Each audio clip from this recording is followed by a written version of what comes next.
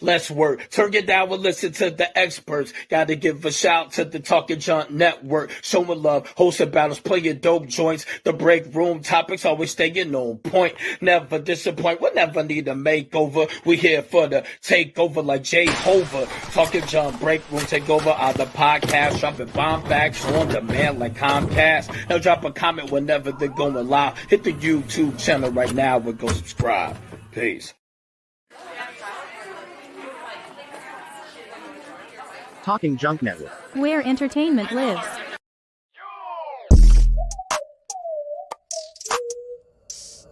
Welcome to Talking Junk. I'm your host, Jason Melendez. Live now every week. Talking Junk. A multitude of professionals in different aspects, different walks of life. You have to come on and talk junk like a normal person.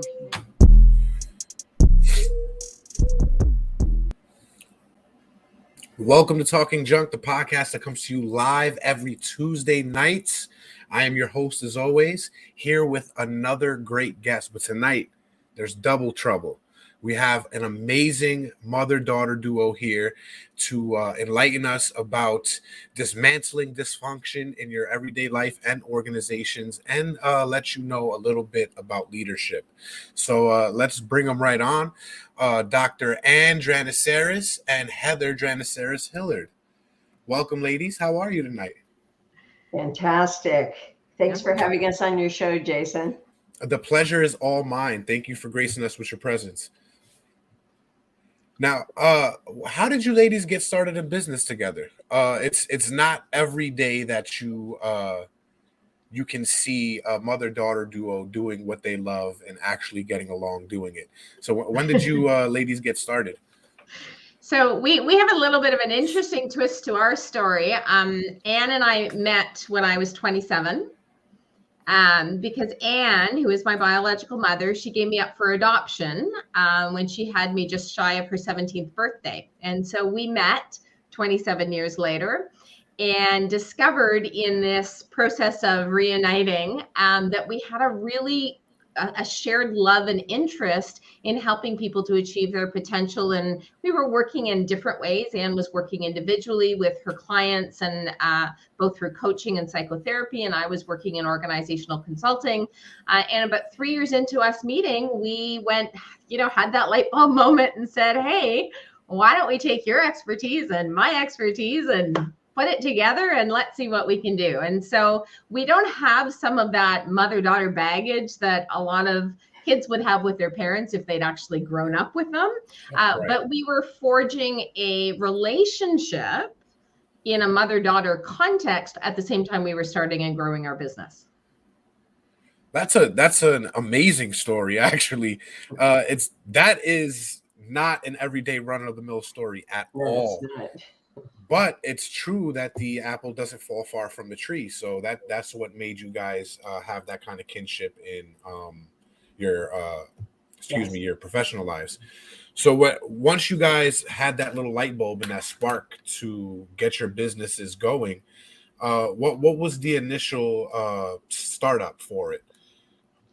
Well, we initially started with bringing together the idea that in order to achieve organizational results, you not only have to tend to the organizational systems, but tend to the people who are leading the business, and as well helping them develop their potential. A lot of times leaders just believe they can show up and lead. They don't need any training, but they don't recognize the impact of their behavior on their people. And when we did get together, it was at a time where emotional intelligence had just come on the scene and people were becoming more and more open to talking about feelings in organizations. And so bringing these people and systems together to achieve fantastic results in organizations. So we really brought together both of our backgrounds and our skill sets to make this happen. Now, yeah, that's very true. You often find leaders that just come into the workplace and delegate more often than not. They don't take the initiative to lead from an open view standpoint. Yeah. Like if I won't ask you to do anything if I haven't done it before, or I won't do it. You know what I mean?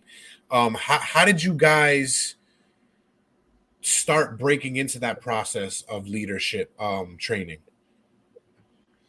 So I think what we recognized, and we've always sort of had a little bit of a running joke about, we specialize in dysfunction, because the organizations that we typically go in are ones where their leaders haven't really figured out how to lead. So they're trying to lead on autopilot. They're trying to lead out of their inherent strengths of their personality, but it leaves a whole bunch of gaps around them, right? So for example, we have one client right now, he's a CEO, and he's very permissive.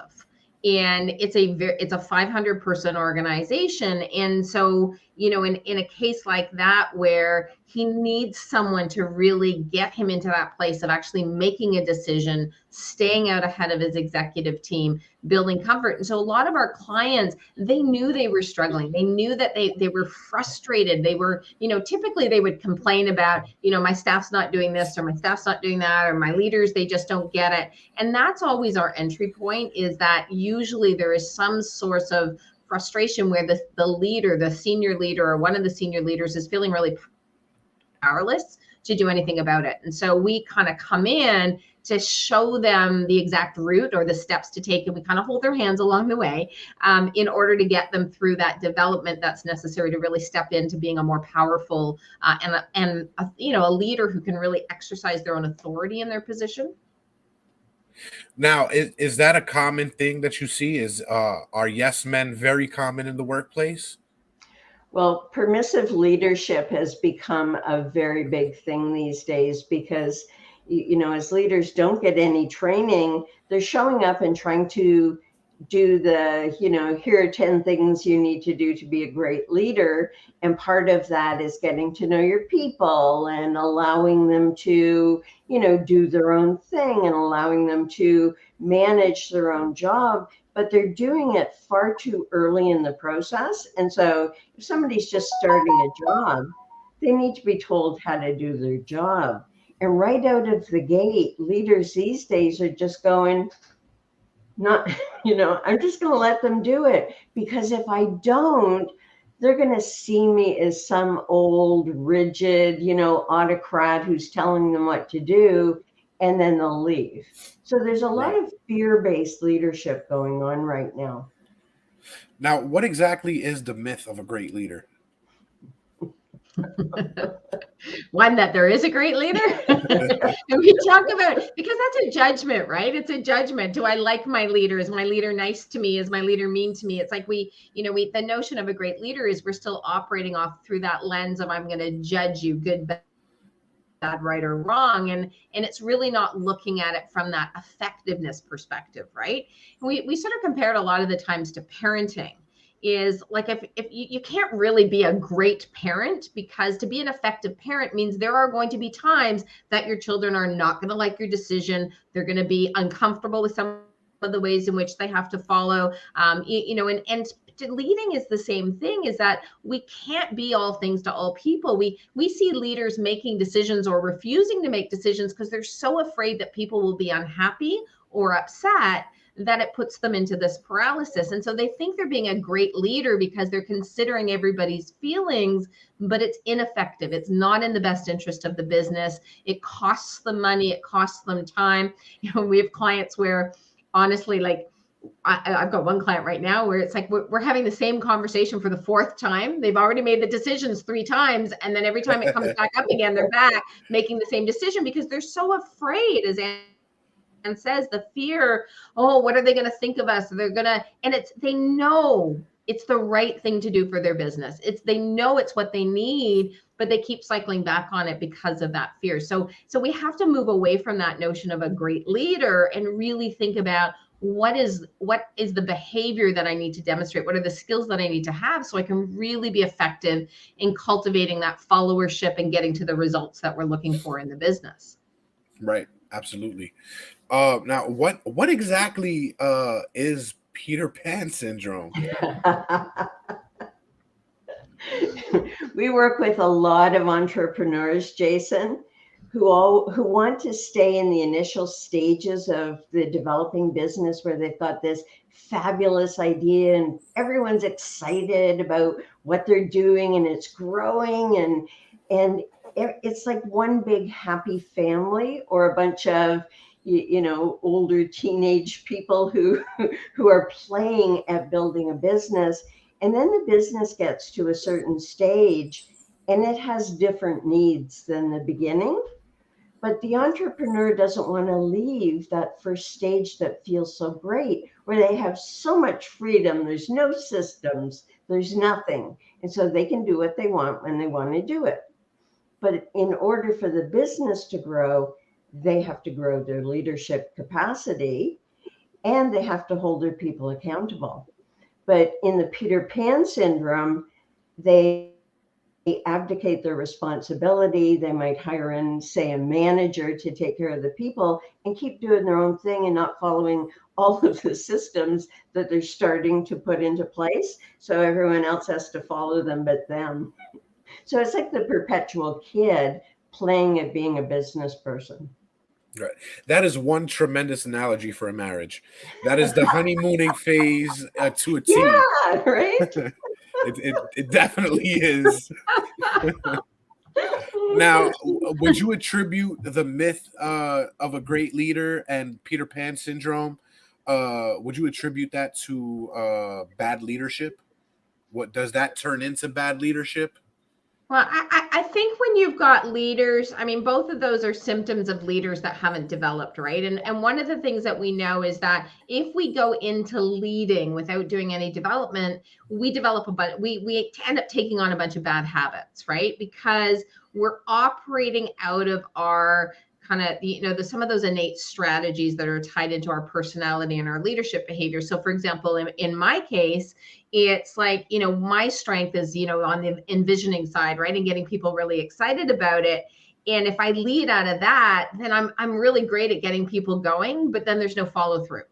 And so that's a part of my personality that's not as naturally developed. So I've had to work really hard as an entrepreneur, as a leader to develop up those aspects. But in the early stages, when I started leading without any development, I just created bad habits where, my staff would be running and operating in chaos and I'd be sort of scrambling with things at the last minute, or they'd get dumped back on my plate. And so there's just these bad habits that naturally emerge when we're only working out of the strengths of our personality or our leadership without actually doing the development to build the skills to really round us out to be more holistic. Okay. Now, biggest question I think to take away out of all of this is how do you groom great leaders in a nation full of followers? Well, and as Heather said before, Jason, is taking it away from the notion of great, because you can take a leader and their personality, say someone who's more authoritarian, and you put him into manufacturing and he can be a great leader, but you put him into an entrepreneurial business and he won't succeed because he's too busy managing the systems that the company can't grow and develop. And so the effectiveness and using the analogy of parenting again, it's leaders have to know their people and be able to tune in to how that person learns, how they need to develop, how they need to be, whether they need hand holding or left alone, but how to uniquely shift their approach to meet the needs of both the business. The priority is meeting the needs of business and meeting the needs of their people, while at the same time knowing themselves and managing their own emotional experience so that, people aren't afraid of them. So, and so we're really advocates of getting rid of that whole subjective language of good leader, bad leader, great leader, and really look at more objectively, what does it mean within an organization to be an effective leader? Because your people will let you know. Now, we spoke about passive leadership. Oh, I'm sorry. Go ahead. I just wanted to add one thing, because you made the comment about, you know, in a world of followers, and most of our clients, they complain actually that their employees don't follow. Yeah, they don't. No, they don't. They sure don't. No. Right. And we say, well, that's because you're not giving them anything to follow. Like, you're not leading. Leading means if you want followers, people to follow you, you have to define, you have to direct, you have to, you know, govern the fact that they're actually following. So compliance, accountability, all of those things. And it's like, well, you know, they'll use these analogies. Well, you know, no one used to have to tell me what to do. And it's like, yeah, they did actually. They told you what to do and you did it. And we've got leaders now. So when you think about that notion, even if you want to stick with that idea of being a really great, effective leader, is you start to think about all of the times and situations in which you're not actually defining and directing or giving people something to follow. And the obvious sign is always where you get back something different than what you were expecting. And you have to look at what did I not do that made it okay for my employee to go off and do something different than what I actually wanted them to do. And that's a lot of the work that we do, is really shifting into that place of, did you give them information, or did you define an expectation? Did you tell them what they were supposed to do, how, when, all of those details that a lot of leaders, because again, they're so adaptive and they're so fear-based, they, you know, they'll say, well, would you mind? And would it be okay if? And so that gives the employee the authority to say, yeah, I don't feel like doing it. I'm going to do something else, or I'm going to do it my way, or I don't really have to follow what you asked me to do, right? Kind of like my kids half the time. Exactly. Now, we touched a little bit on passive leadership. I want to touch on the other side of the pendulum for a bit, narcissistic leadership. Give me 1 second, though. Let's hear a word from our sponsors.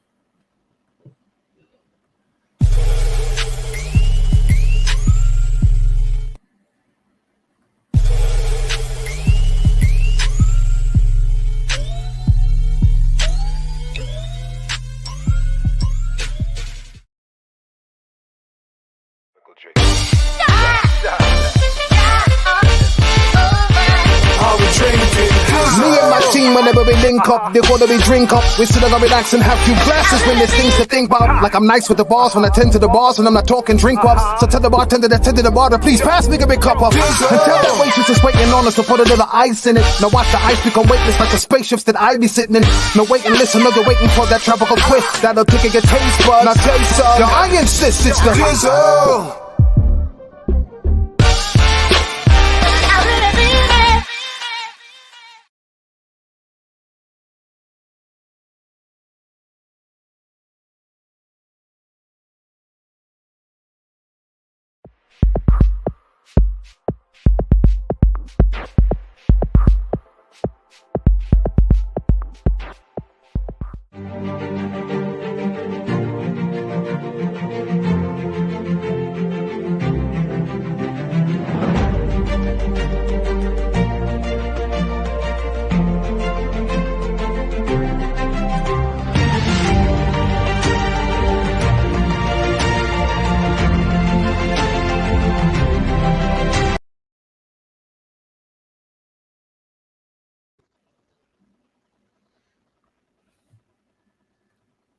Welcome back. Sorry about that. A little bit on narcissistic leadership. How can that affect a workplace more if it can affect it more than a passive leadership? So I'll kick us off, Heather, and then you can jump in after.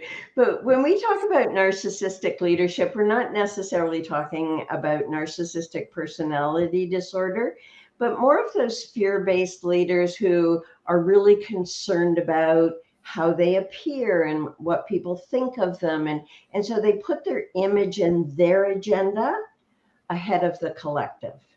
And so by doing that, they're not putting the needs of their teams. They're not focused on developing their people. They might not even know how to develop their people because their self-image is such that they think they're a quote unquote great leader, and nobody can tell me anything different.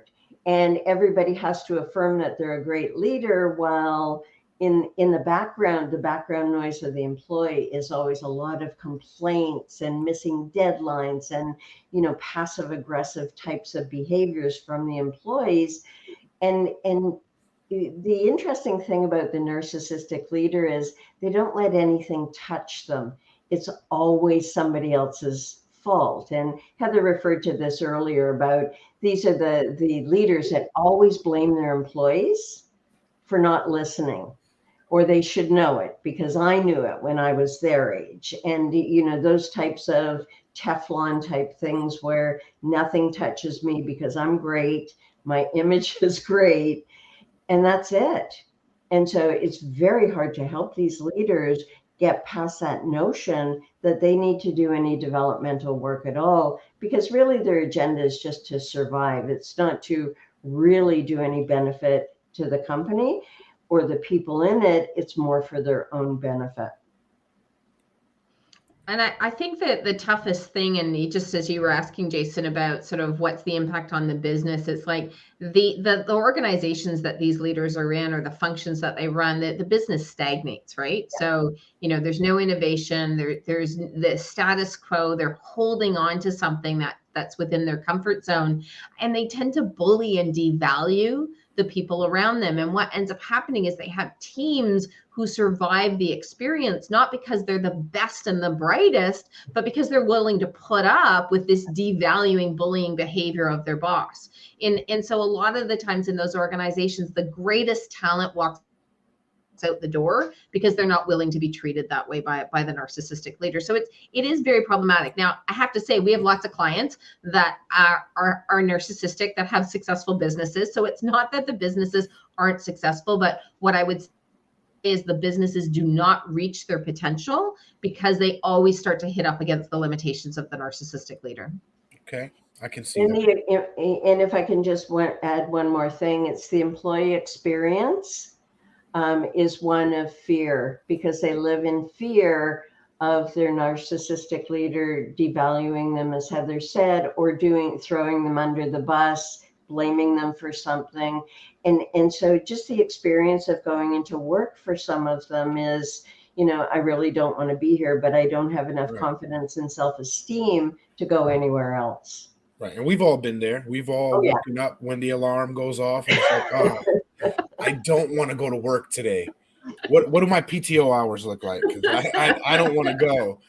I got to go and deal with this guy for 8 hours. That's it. Yeah, no, I know exactly what you mean. Now, you enlightened us about the myth of a great leader, Peter Pan syndrome, passive and narcissistic leadership. What is the imposter syndrome?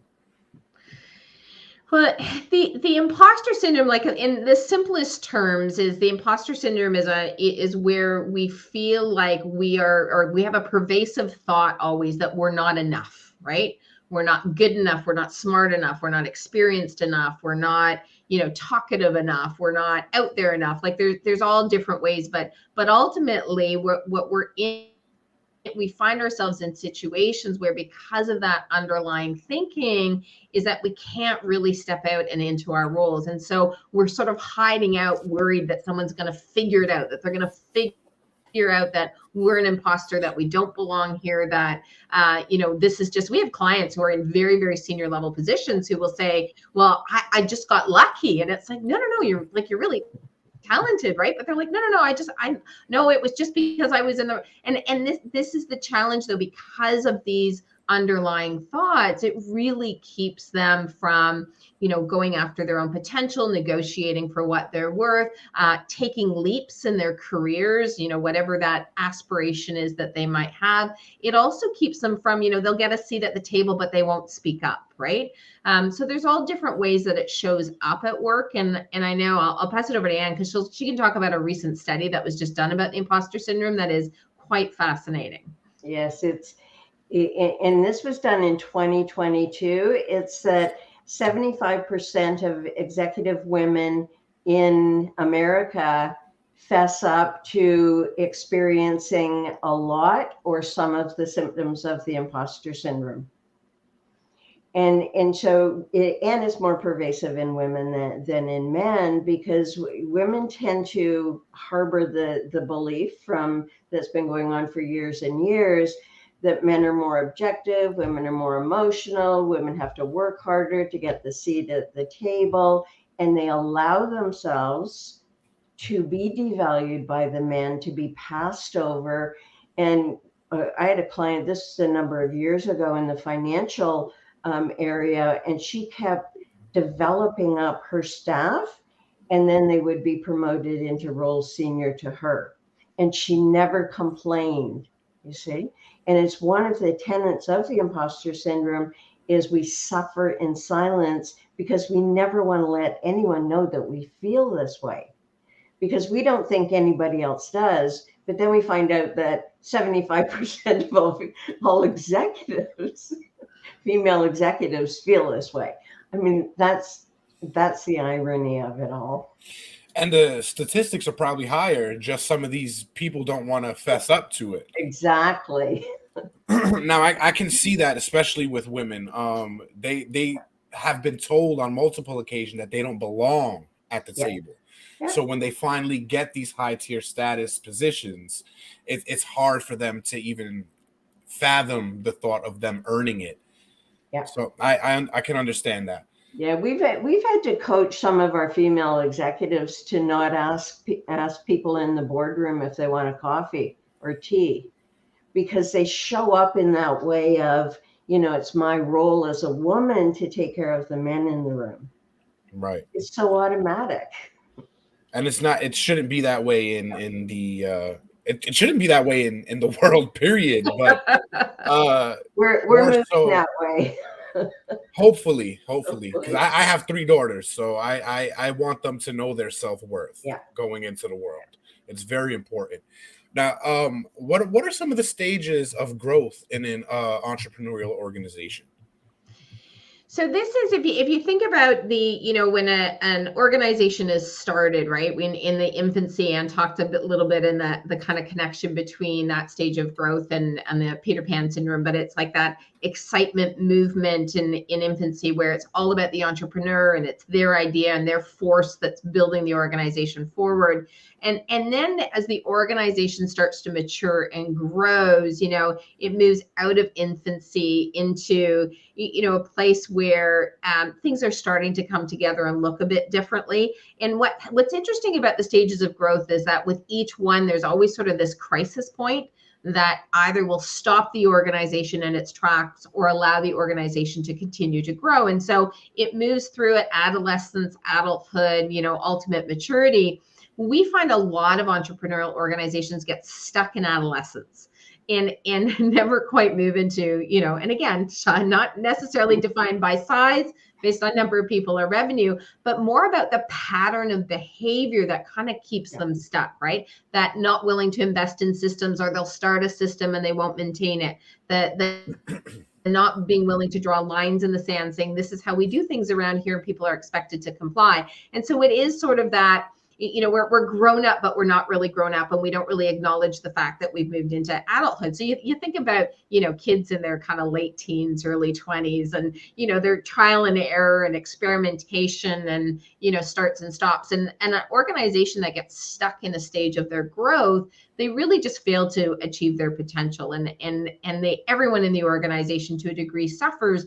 But if you look at it from an entrepreneurial lens, it's so painful for the entrepreneur, because in their minds, their vision is for something more, but they keep repeating the same pattern that keeps their business stuck in one of those stages. And so we help organizations to kind of identify that stuck point that they're in, the ceiling that they've reached, and really help them to develop the behaviors and the systems that will move them into the next phase of growth so they can really get to that level of success that they're looking for. Now, how common is a business stuck in puberty wondering if size matters? Well,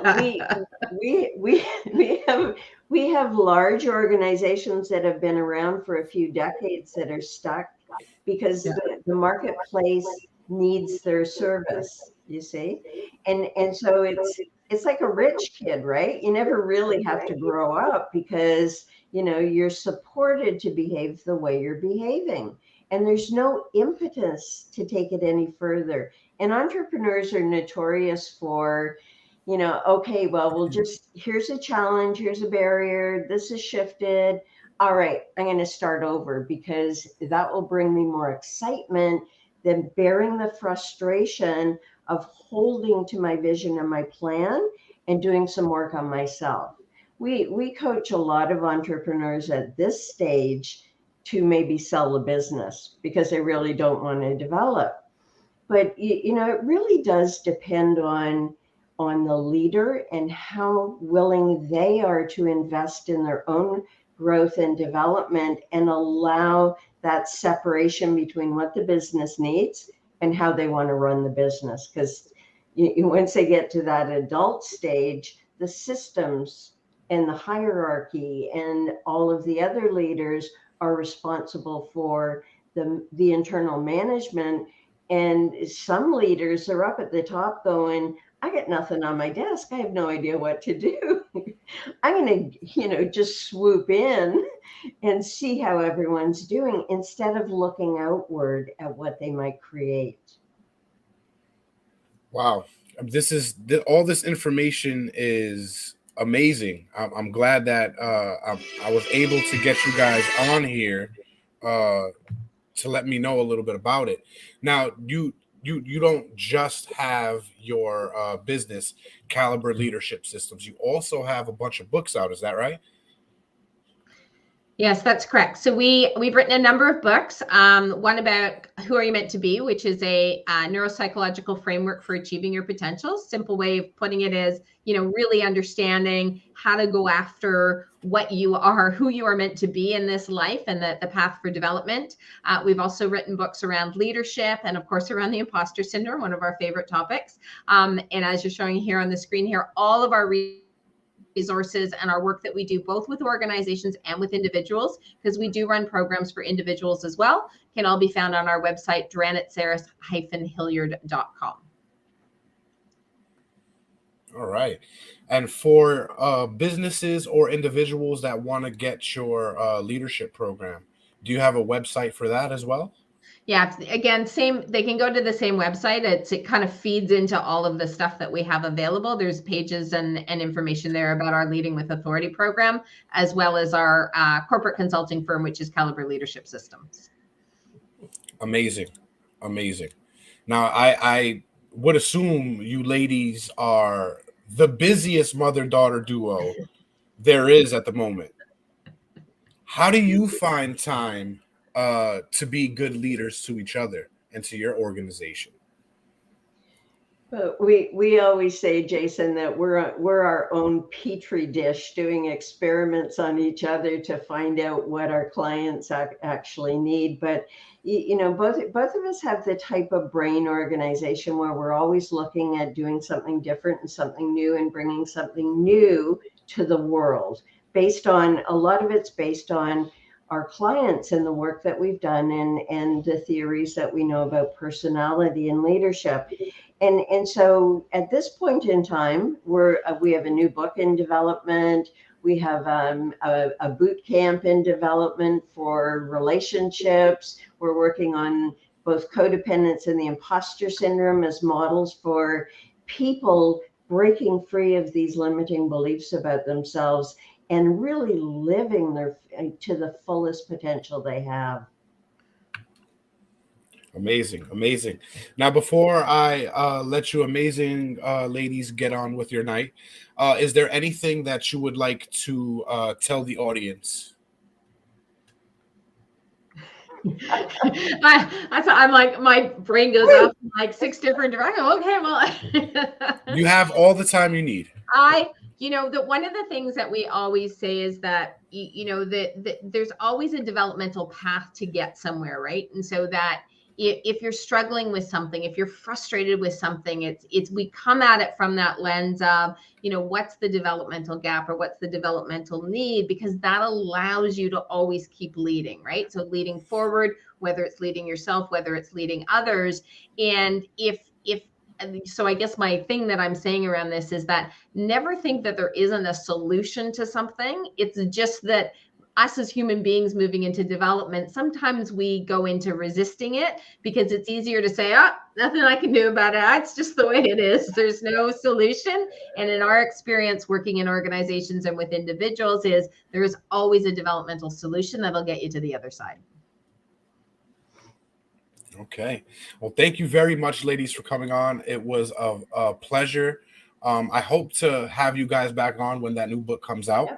Great. Absolutely. We can talk a little more. Now, Yeah. give me a second to close out for the listeners, and I'll be right back with you, lovely ladies. Sounds Thanks, good. Jason. Thank you. Well, there you have it. See, you guys owe me. Tonight I brought you two wonderful professionals to come on and enlighten you on a plethora of information. So be sure to come back on here, because right now we're on our adolescent stage. We're trying to grow. And you know how you can help us grow? Click that like, share, and subscribe button. Make sure to comment down below. What was your favorite part of this episode? What you didn't like? What you needed to see for the next time? Who you would like to see on this podcast? What type of people we should have on? All of those things we take into consideration because we want you to have a very pleasurable viewing experience. Excuse me, I can't get it out. It's late. I got to get to work in the morning. You got to get to work in the morning. But before you do, just know that we're here every single week on Talking Junk Tuesdays to bring you only the information that we can, the way we like it. Fast and in your face. So remember, don't just play with your business when you're going through puberty. Size doesn't always matter. Get your feels the way you can and make your business work for you. Peace out.